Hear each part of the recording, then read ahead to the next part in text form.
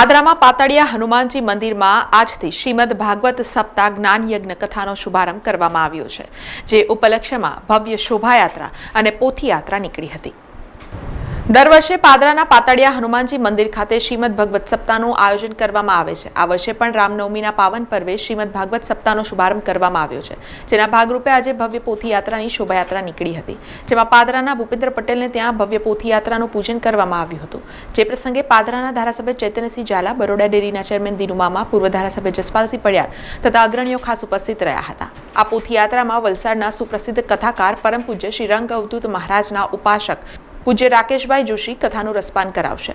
આ પોથીયાત્રા નગરના મુખ્ય રાજમાર્ગો પર ફરીને પાતળિયા હનુમાનજી મંદિરે સપ્તાહ સ્થળે પહોંચી હતી, જ્યાં મોટી સંખ્યામાં ભાવિક ભક્તો ઉપસ્થિત રહ્યા હતા।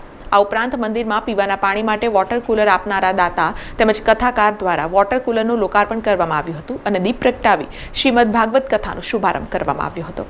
છેલ્લા ઘણા વર્ષોથી આપણે રામાયણ અને શ્રીમદ ભગવત કથાનું આયોજન થાય છે। દર વર્ષે ભંડારાનું પણ સાથે આયોજન થાય છે। સાથે સાથે ચાલુ વર્ષે શ્રીમદ ભગવત કથા રાખેલી છે।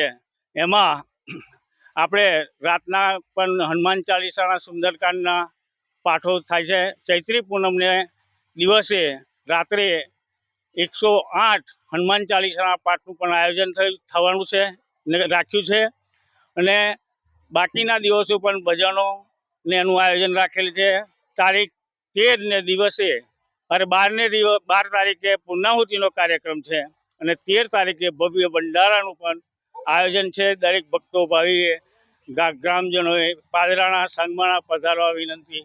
આજે શોભાયાત્રા નીકળી પોથીયાત્રાની, અને ધર્મેશભાઈને ઘેરેથી નીકળીને પાતાળિયા હનુમાન દાદા લગીને આવી મંદિરે, અને પછી સ્ટેજ પર એનું સ્થાપન કરવામાં આવ્યું। સમાચારોના સતત અપડેટ માટે TNN ન્યૂઝને YouTube પર સબસ્ક્રાઇબ કરી બેલ આઇકોન પ્રેસ કરો અને અમારી સાથે જોડાયેલા રહો Facebook, Instagram અને Twitter ઉપર।